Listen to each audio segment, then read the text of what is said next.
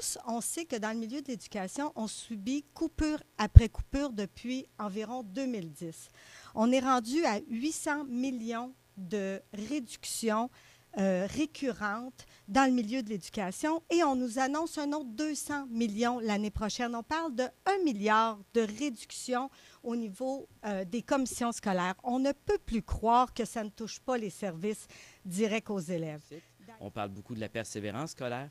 Alors, j'aime à croire que les professionnels travaillent fort au niveau de la persévérance scolaire. Et puis, ben là, c'est comme si on parlait des deux côtés de la bouche. D'un côté, on dit que c'est important. D'un autre côté, on coupe les services professionnels.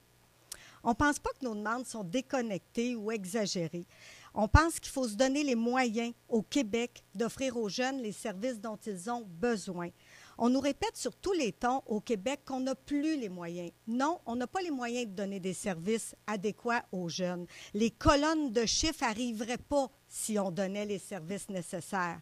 Mais nous, on pense qu'il faut plutôt regarder les colonnes d'élèves dans les écoles et non pas les colonnes de chiffres.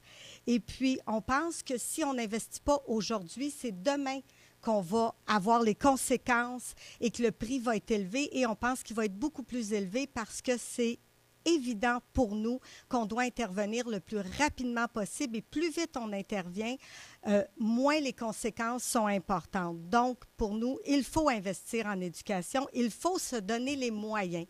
On se donne... Bonjour. Pour notre part, nous nous préoccupons beaucoup de tout ce qui touche la répartition équitable des ressources.